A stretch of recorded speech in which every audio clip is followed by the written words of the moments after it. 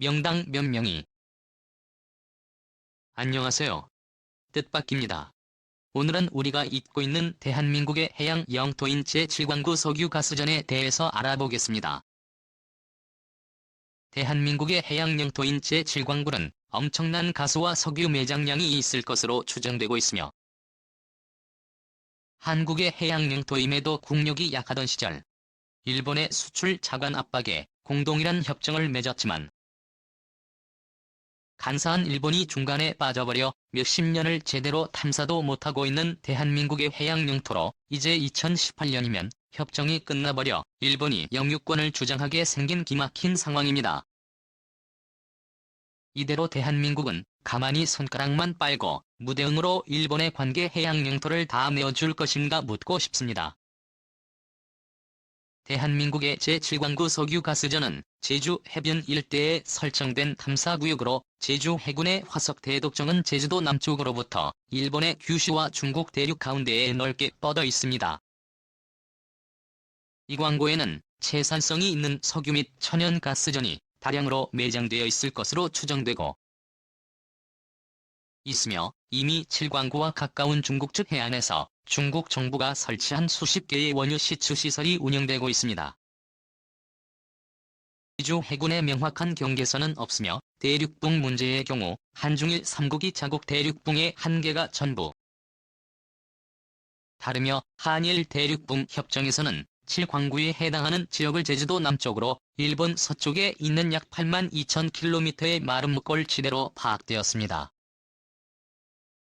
이는 대한민국의 전체 면적의 약 80%에 해당하는 엄청난 크기의 해역으로 말아도 바로 밑에서 오키나와 위까지의 넓은 범위에 뻗어 있습니다. 제7광구에 매장된 석유량은 미국 에너지청에서 발표한 주요 자원부국 현황과 비교해보면 러시아의 매장량을 뛰어넘는 양으로 물론 아직까지는 추정 매장량입니다. 이 해역에 매장되어 있는 석유와 천연가스 추정 매장량은 흑해 유전과 맞먹는 72억 톤 약 600억 배럴에 이를 것으로 추정되며 이는 아랍에미리트와 러시아의 확인된 매장량보다 약간 작고 리비아 미국의 확인 매장량보다 많은 엄청난 수준입니다. 물론 추정치이지만 아직 탐사도 제대로 못해보고 있습니다. 이 때문에 대한민국은 이 광구에서 산유국이 될 꿈을 꾸었지만 탐사에 실패하고 일본의 협력이 중단되어 아예 해당 수역이 방치되면서 7광구는 국민의 관심에서 멀어졌습니다. 7광구에 대한 가치는 일본과 중국에서도 높게 평가하고 있으며 2008년 일본과 중국 양국 간의 공동 개발 논의가 이루어져 공동 수역까지 설정하는 합의까지 간 적이 있으나 이후에 조약 체결이 무산되고 그 뒤로 양국의 중간 수역에서 중국만의 일방적인 유전 및 가스전 탐사와 채굴이 계속되고 있습니다. 중국은 이미 광구 서쪽에서 16개의 유전과 가스전을 설치했으며 2018년에도 계속해서 추가 개발을 진행 중입니다. 이 중 12개의 시설물에는 해양순 시선이 대수상 레이더와 감시 카메라 헬기 2006장까지 설치되어 있으며 군사적 목적으로 이전형이 가능한 수준의 시설물을 설치하였습니다. 대한민국은 박정희 정부 시절인 1970년 해저 광물자원개발법을 공포하여 이 해역 일대에 대한 영유권을 선언하였으나 당시 탐사 기술의 부족으로 채산성이 낮은 석유 탐사에 실패하였고 일본의 내각은 대한민국의 영유권 주장을 부정하였으며 이에 7광구를 둘러싸고 한일 양국의 정치적 대립이 이어졌습니다. 당시 국제법 판례에 따르면 대륙붕은 기존 대륙에서 이어지는 연장선의 개발권을 주장하고 99년 북해 대륙붕 소유권 판결에서 대륙 횡단론이 채택되었으며 온나라가 먼저 7광구를 설정했기 때문에 대륙 연장선으로 한반도는 7광구의 대부분이 한국 소유로 볼 수 있었습니다. 그리고 한국과 일본과의 공동 탐사로 태도를 바꾸었으며 1974년 1월 3일에 대한민국과 일본의 이 지역을 개발하기 위한 단일 대륙붕 협정을 체결하여 영유권 문제를 잠정적으로 보류하고 단일 공동개발지역으로 설정하기로 합의를 하게 됩니다. 이 협정은 중국 출시 관련 자료가 되고 50년 동안 유효기간을 설정함에 따라 2028년 완료가. 그러나 관례대로 총선에 자리 잡고 나서도록 유의미한 개발이 이루어지지 않았으며 1980년대 이후에는 일본의 일방적인 변동 탐사가 중단되었습니다. 이후 공동 탐사가 아니면 한쪽의 일방적인 개발은 불가능하지만 협정의 독소 조항 때문에 연구는 그대로 멈춘 채 시간만 끌게 되었습니다.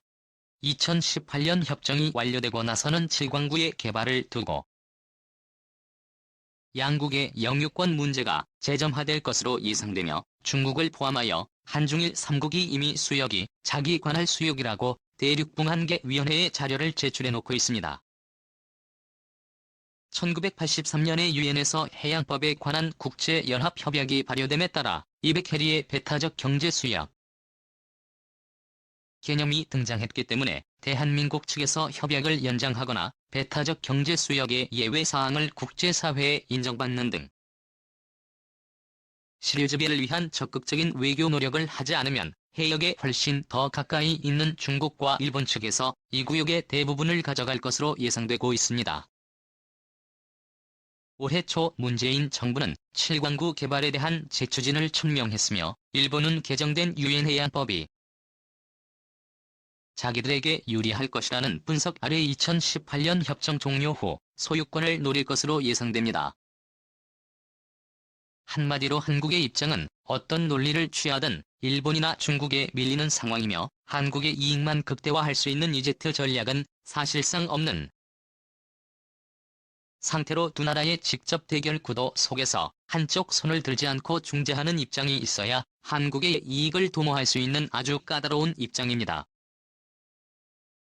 현실적으로 한국의 광고를 전부 차지하는 건 상대적 국력과 명분을 생각했을 때 사실상 불가능하고 일부라도 차지할 수 있지만 엄청난 성공인 것입니다. 올해 초 3월 그동안 일본과의 공동개발 조약에 발이 묶여 방치돼 있던 7광구를 한국 정부가 34년 만에 개발을 재추진 중인 것으로 확인되었으며 현재 산업자원부가 해저 대륙붕 7광구 개발을 재추진하기로 하고 올해 1월 1일에 이미 한국석유공사를 개발 사업자로 지정했습니다. 그러나 일본 측이 2018년까지 협상에 응하지 않으면 개정된 국제조약에 따라 7광구 대부분을 차지할 명분이 있기 때문에 변하지 않을 것이고 우리나라가 조약을 파기하고 개발하지 않는 이상 유의미한 진척은 불가능하게 됩니다. 중요한 것이 2018년까지 유효기간 전 국제재판소와 국제해양법재판소의 분쟁 지역으로 7광구를 넘지 않는다면 7광구는 일본이 전부 가져가거나 중국과 나눠 가질 가능성이 높으며 이는 현재 가장 가능성이 높은 시나리오입니다. 1999년 당시의 해양법으로 한국이 대부분의 영토를 인정받아 7광구 전체가 한국의 해양 영토로 인정이 일본이 당시 딴지를 걸어왔으며 자기들은 대륙의 중간선으로 하여 자기들도 영유권이 있다고 주장하게 되고 이 당시에 국제법상 한국에게 유리하여 일본의 주장을 무시하였지만 당시 한국은 돈도 없었고 기술도 없었던 상태로 모든 물자를 수입에 의존하던 한국이었으므로 일본의 물자에 대한 한국의 수출을 중단한다고 압박하여 당시 정부가 한 발 물러나 한 해 공동개발구역으로 조약을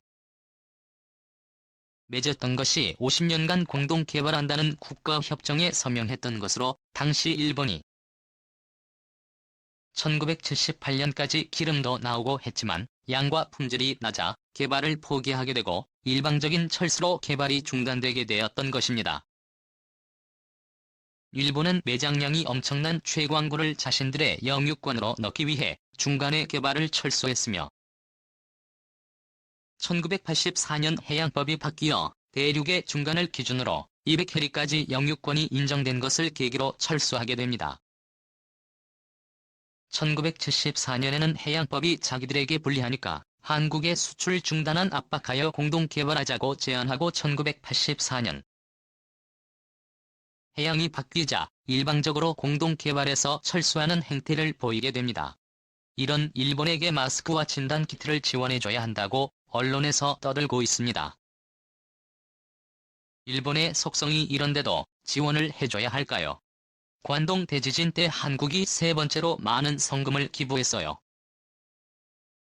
마지막까지 남아 구조 활동을 펼쳤는데도 이런 도움을 일본 언론은 보도하지 않았으며 다른 나라의 도움만 고려했다고 합니다. 지금까지 일본에서 자신들이 불리하면 굽신대지만 뒤돌아서는 한국의 뒤통수를 쳤던 사례는 허다합니다. 2014년까지 얼마 남지 않은 시간이지만 지금부터라도 우리의 권리를 찾아야 하며 일본에게 탐사 개발에 의지가 없다면 포기하라는 외교 문서를 보내고 이되지 않으면 국제재판을 방송을 가려낼 가지지 못하게 해야 합니다. 지금부터 개발해서 석유나 가스가 추출이 되면 실유주백권을 행사할 수 있으며 반년 안에 독자 개발을 해서 석유를 제외하면 중국도 제 광구를 넘보지 못하게 됩니다. 하지만 지금까지 구해왔던 손을 놓고 있게 되면 한국은 그야말로 중국과 일본에 낀 약소국이 될 수밖에 없으며 독도처럼 칠광구도 강국의 땅이며 우리의 권리를 찾고 우리의 자원이 일본이나 중국에 넘어가지 않도록 우리 스스로 지켜내야 합니다. 여기서 교훈으로 삼아야 할 대구 전쟁을 살펴보면 아이슬란드가 영국과 대구 전쟁이라 불리는 자국 영해의 어족 자원을 지키기 위해 당시 군대가 없었던 아이슬란드는 영국에게 강하게 저항하였습니다. 1958년과 1972년, 1976년 아이슬란드가 영국과 세 차례 대구 전쟁을 치렀습니다. 사실 전쟁이었지만 약소국인 아이슬란드는 산타를 받았던 전쟁이며 실탄 사격까지 마다하지 않던 사건으로 영국 대군은 대규모 함대를 아이슬란드 해역에 배치했고 약소국인 아이슬란드는 냉전 덕분에 강대국 영국과의 전쟁에서 이겨 연안 어장을 지켰습니다. 강대국 영국과도 일전을 불사했던 아이슬란드의 국가 수입의 구조를 잠시 업에 의존해주며 배타적 경제 수역을 12해리까지 확대하자 영국과 마찰이 생겼고 영국은 자국 어선 보호를 명분으로 수협 개척에 반대를 원했지만 아이슬란드는 연안 경비대의 성시경 6척의 병력 100명에 불과했습니다. 그러나 아이슬란드의 손실량은 정선 명령에 복종하는 영국 어선에 기관총까지 쏠 정도로 자국의 해양 보호에 철저했습니다.